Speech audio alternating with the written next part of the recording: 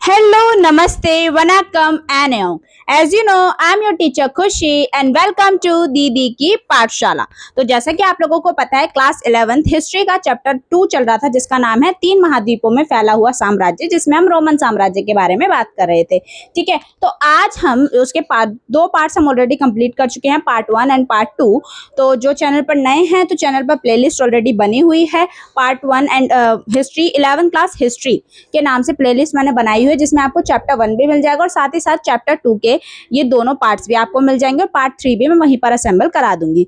ठीक है, तो अगर चैनल पर नए हैं तो चैनल को सब्सक्राइब कर लीजिए, क्योंकि क्लास 11th के एंड 12th के हिस्ट्री पॉलिटिकल साइंस के जो भी आपके डाउट्स होंगे वो सब इस चैनल पर क्लियर किए जाएंगे। ठीक है, तो अभी हम आज करेंगे इसका पार्ट 3, इस चैप्टर का पार्ट 3 करेंगे और पार्ट 3 के बाद ये चैप्टर आपका पूरी तरीके से कंप्लीट हो जाएगा। एक छोटा सा टॉपिक ही रहता है तो वो हम आज कंप्लीट कर देंगे। ठीक है, और वीडियो पसंद आए वीडियो को एंड तक देखना, वीडियो पसंद आए कंटेंट पसंद आए तो वीडियो को लाइक करते हुए जाना। ठीक है, तो अभी चैप्टर शुरू करते हैं बेटा। तो हम लोगों ने जो चैप्टर शुरू किया था 11th क्लास का हिस्ट्री का चैप्टर 2, जिसका नाम था 3 महाद्वीपों में फैला हुआ साम्राज्य, रोमन साम्राज्य। ठीक है, तो रोमन साम्राज्य के बारे में हम पढ़ रहे थे, तो 2 वीडियोस उसकी बन चुकी हैं। आज हम पार्ट 3 कर रहे हैं, तो पार्ट 3 में जो हमारे रिमेनिंग टॉपिक्स रहते हैं आज हम उन्हें कवर करेंगे और इस चैप्टर को आज यहाँ पर खत्म कर देंगे। ठीक है, तो दी एंड हो जाएगा आज इस चैप्टर का, और चैप्टर खत्म होने के बाद फिर हम किसी नए टॉपिक को स्टार्ट करेंगे किसी न्यू क्लास के लिए। तो आज शुरू करते हैं चैप्टर। ठीक है, पहले एक बार हम देख लेते हैं कि हमने क्या क्या टॉपिक्स ऑलरेडी हम पढ़ चुके हैं। तो थोड़ा सा गैप हो गया क्योंकि वीडियोज में ना देखते हैं। तो जैसे हमने यहाँ पर ये सामाजिक सांस्कृतिक ढांचे के बारे में पढ़ लिया था, लिंग भेद के बारे में पढ़ लिया था, महिलाओं के लिए क्या कानून थे, विवाह के क्या कानून थे, साक्षरता कैसी थी यहाँ की, ये सब टॉपिक हमने पढ़ लिया था। आर्थिक स्थिति कैसी थी, दासों की स्थिति कैसी थी, एम्फोरा और ड्रेसल 20 के बारे में हमने पढ़ा था ना। ये कंटेनर होते थे जो लिक्विड पदार्थ को, लिक्विड चीज़ों को एक जगह से दूसरी जगह पर ले जाने के काम आते थे। ठीक है, ये सब हम देख चुके हैं ऑलरेडी। अब हम बात करेंगे अगला टॉपिक जो है हमारा 7वां, जो है परवर्ती प्राचीन काल और प्रशासनिक पुनर्गठन, यानी कि लेट एंटिक्विटी और प्रशासनिक पुनर्गठन। किस तरीके से जो टाइम के साथ प्रशासनिक पुनर्गठन हुआ, प्रशासन की चीजों में बदलाव आए, ये हम इस टॉपिक में पढ़ने वाले हैं। तो 4वीं से 7वीं शताब्दी के काल को परवर्ती प्राचीन काल कहा जाता है। इस काल में 2 महान सम्राटों ने रोम का चेहरा बदल दिया। मतलब 2 महान सम्राटों के बारे में यहाँ पर बात होती है। वो 2 महान सम्राट कौन कौन से हैं? तो एक है आपका सम्राट डियोक्लेशियन। ठीक है, सम्राट डियोक्लेशियन, उसने क्या सुधार किए? जो 284 से लेकर 305 ईस्वी तक रहे, उसने महसूस किया कि साम्राज्य बहुत फैल चुका है, इसीलिए उसने रणनीति के रूप में महत्वहीन प्रांतों को छोड़ दिया। मतलब उसको लगा कि बहुत ज्यादा साम्राज्य फैल गया, वो कहाँ कहाँ तक अपना कार्य कर पाएगा, कितना संभाल पाएगा। तो उसको लगा कि जिसकी जरूरत नहीं है उन प्रांतों को उसने अपने साम्राज्य से अलग कर दिया। ठीक है, इसके बाद आप देखेंगे उसने साम्राज्य को प्रशासनिक सुविधा के लिए 4 हिस्सों में बांटा और सीमाओं पर बड़े बड़े किले बनवाए। ठीक है, आप देखेंगे क्या प्रशासनिक सुविधाओं के लिए कितने हिस्सों में बांटा उसने? 4 हिस्सों में।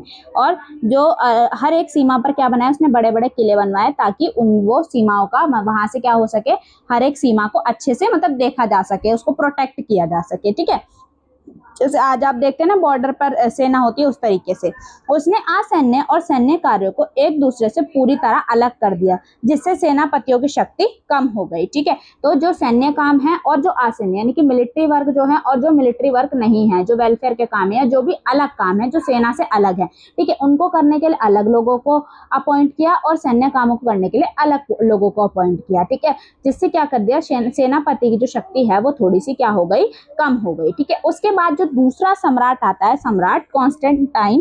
ठीक है, कॉन्स्टेंटाइन की बात करें तो इसने क्या सुधार किया? तो 306 से लेकर 337 ईस्वी तक का टाइम पीरियड जो है वो सम्राट कॉन्स्टेंटाइन का था। ठीक है, तो सबसे पहले इसने मौद्रिक सुधार किए, यानी कि मुद्रा में क्या सुधार किए? उसने सोने पर आधारित एक नई मौद्रिक प्रणाली शुरू की। ठीक है, तो सबसे पहले क्या किया? सोने पर आधारित एक नई मुद्रा बनाई, उसने एक नई मौद्रिक प्रणाली बनाई। और दूसरा क्या था? इसने सॉलिडस नाम का एक सिक्का चलाया। ठीक है, यह सॉलिडस नाम का जो सिक्का था वो 4.5 ग्राम शुद्ध सोने का बना होता था। ठीक है, क्या चलाया इसने? सॉलिडस। सॉलिडस क्या होता था बेटा? एक सिक्का जो 4.5 ग्राम शुद्ध सोने का बना होता था।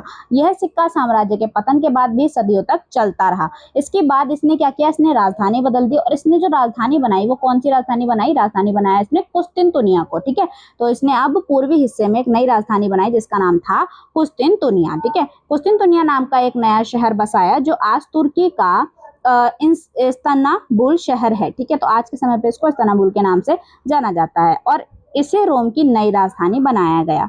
ये शहर व्यापारिक मार्गों के केंद्र में था। अब बनाने का रीजन ये था कि ये व्यापारिक मार्गों के केंद्र में आ रहा था, इसीलिए इसको नई राजधानी बनाया गया। ठीक है, तो क्या करा इसने, मौद्रिक सुधार किए, जिसमें सोलिडस नाम का 4.5 ग्राम सोने का, शुद्ध सोने का सिक्का चलाया इसने और कुस्तिनतुनिया को इसने नई राजधानी बना दिया। ठीक है, इसके बाद बात करते हैं धार्मिक क्रांति की। ठीक है, तो धार्मिक क्रांतियों की बात करें तो धार्मिक क्रांति कॉन्स्टेंटाइन ने ईसाई धर्म को अपना लिया और इसे रोमन साम्राज्य का आधारिक धर्म घोषित कर दिया। ठीक है, खुद इसने क्या किया, ईसाई धर्म को अपनाया और उसको ही क्या कर दिया, आधिकारिक धर्म घोषित कर दिया। इसके बाद रोम के पुराने बहुदेववाद को भी इसने अंत कर दिया। जो बहुदेववाद वहां पर चलता था उसकी भी इसने क्या कर दी, उसकी भी इसने समाप्ति कर दी। ठीक है, इसके बाद बात करते हैं साम्राज्य का पतन कैसे हुआ। ऑब्वियस सी बात है, कोई भी साम्राज्य बनता है, उभरता है, तो हर एक चीज का एक एंड तो निश्चित है कि एक समय ऐसा आएगा जिसके बाद वो सब कुछ समाप्त हो जाएगा, खत्म हो जाएगा।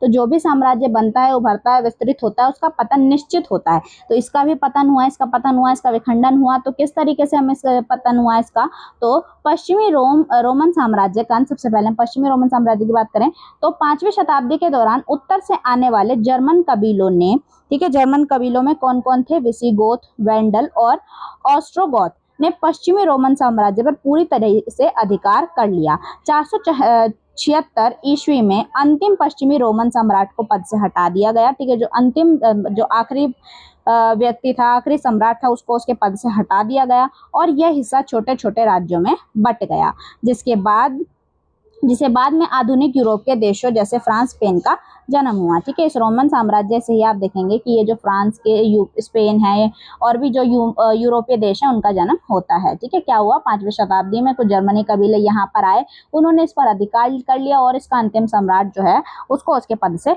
हटा दिया और छोटे छोटे राज्यों में ये बट गया, जो आज यूरोपीय देशों के नाम से, फ्रांस, स्पेन के नाम से जाने जाते हैं। ठीक है, उसके बाद पूर्वी बात करें तो पूर्वी रोमन साम्राज्य की निरंतरता, पूर्वी हिस्सा जिसे बिजेंटाइन साम्राज्य भी कहा जाता है। ठीक है, इसमें क्या हुआ, अपनी मजबूत अर्थव्यवस्था और कुस्तिनतुनिया की भौगोलिक स्थिति के कारण बचा रहा। ये एरिया जो है आपका बिजेंटाइन, ये साम्राज्य जो है वो बच जाता है। क्यों, क्योंकि ये मजबूत, इसकी अर्थव्यवस्था अच्छी थी और कुस्तिनतुनिया इसके पास में था। ठीक है, इसीलिए यह साम्राज्य आगे चलकर 1453 ईस्वी तक अस्तित्व में रहा। आप सोचो, देखो 1453 ईस्वी तक ये रहता है, जब उस्मानिया तुर्कों ने इस पर विजय प्राप्त कर ली। उसके बाद ये 1453 तक रहता है, वहां पर उसके बाद उस्मानिया तुर्क लोग आए और उसने इस पर विजय प्राप्त कर ली। ठीक है, तो हमें क्या देखने को मिलता है, हमें मिला कि जो पश्चिमी एरिया था वो धीरे धीरे क्या हुआ, छोटे छोटे पार्ट्स में डिवाइड हो गया जब जर्मनी कबीलों ने इस पर अटैक किया।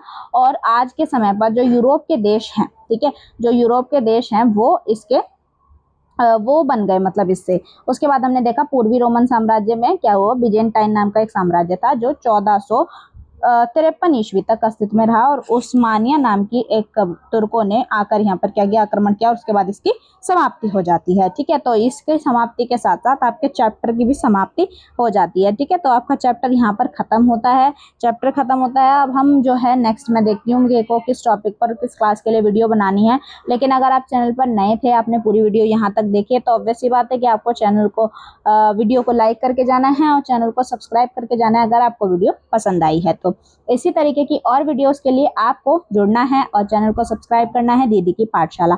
अगर आपको इन्फॉर्मेटिव वीडियोस चाहिए तो आप अगर इंस्टाग्राम पर भी एक्टिव हैं तो इंस्टाग्राम पर भी मेरा चैनल है दीदी की पाठशाला के नाम से ही, आप उसे भी फॉलो कर सकते हैं। तो जो भी लेटेस्ट अपडेट होंगी वो आप तक पहुंचती रहेगी दीदी की पाठशाला चैनल के माध्यम से। ठीक है, तो अभी के लिए वीडियो को यहीं पर ख़त्म करते हैं। तो थैंक यू, मिलते हैं नेक्स्ट वीडियो में।